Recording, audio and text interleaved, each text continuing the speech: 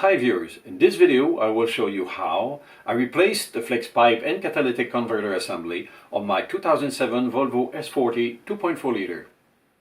To begin, I drove the vehicle onto the car ramps. Then I put the transmission shifter in park position and I engaged the parking brake. To improve safety, I also blocked the wheels with 4-wheel chucks. It is important to unplug the two oxygen sensor wiring harnesses before removing the broken flex pipe and catalytic converter assembly. To avoid electrical problems and also gain access to the front oxygen sensor harness connector, I disconnected and removed the battery. When it was removed, it was a lot easier to see where the plug of the oxygen sensor wiring harness was connected. The front oxygen sensor that fitted on the flex pipe was also protected by a small heat shield.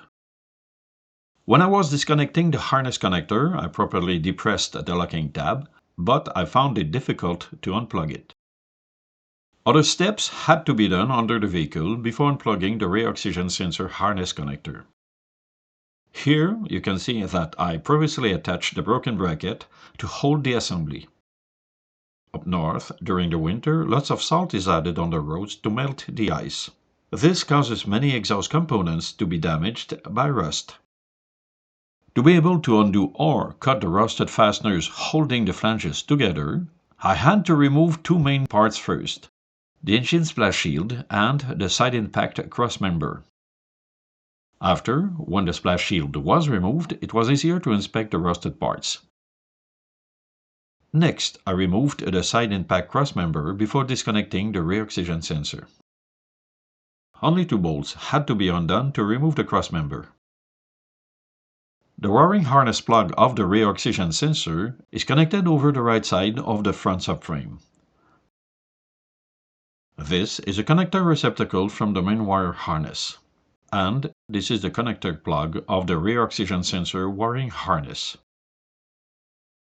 Then, when the rear harness plug was disconnected, I removed these two exhaust hangers. This is the exhaust pipe bracket assembly that broke.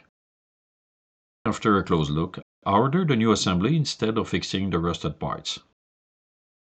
While I was waiting to get the new assembly, I had enough time to undo the bolts and nuts to take off the damaged components.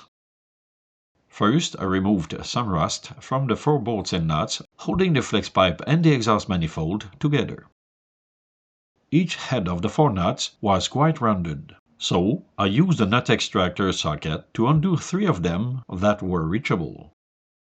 Next, I had to cut the hexagonal head of the last bolt. When these bolts were undone, I loosely fitted a new bolt with a nut to hold the front section while I was cutting the 2 remaining bolts on the resonator side. Even when some bolts were cut, I had to use a nut extractor socket to loosen and remove them. When all the bolts were undone, I carefully maneuvered the assembly to avoid hitting the 2 oxygen sensors. Later, I used my portable workbench to hold the catalytic converter while I was undoing the rear oxygen sensor.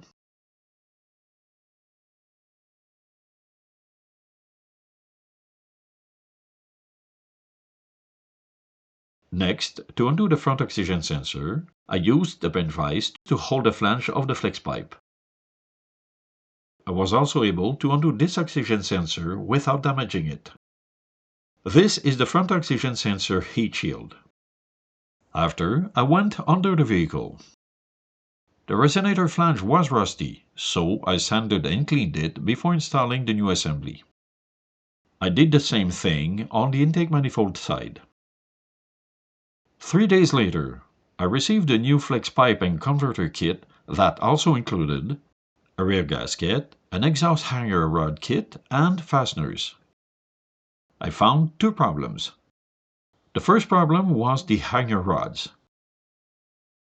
They were not pre-folded to fit with the exhaust hangers. The second problem was a welding mistake. There were some welding droplets that melted on the inner threads when the part was manufactured. I had to grind them with a very small cutting wheel and then retab the threads. I wasted about 15 minutes to fix the problem, but after the oxygen sensor was fitting properly. I reused my old oxygen sensors, so I applied a bit of copper anti-seize on the threads before refitting them. My oxygen sensors were original Volvo ones. It is why the torque was set to 45 Nm. Those are new bolts that I bought separately. The old steel gasket was still good, so I cleaned it to reuse it. This is the way I positioned the flange with the bolts. Then I loosely fitted the 4 nuts to keep the bolts in place. I also secured the rear end of the assembly.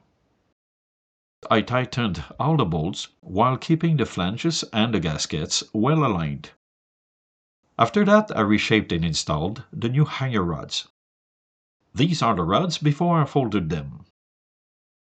I was satisfied with the adjustments, so I routed and connected the 2 oxygen sensor wiring harnesses. Later on, I discovered a new problem. The new flex pipe and converter assembly was engineered differently from the one that was installed previously.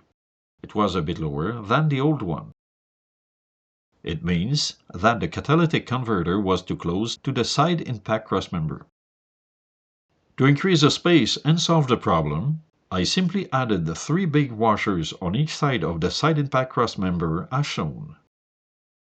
Next, I refitted the battery and the engine splash shield, then I drove the vehicle to test the new installation.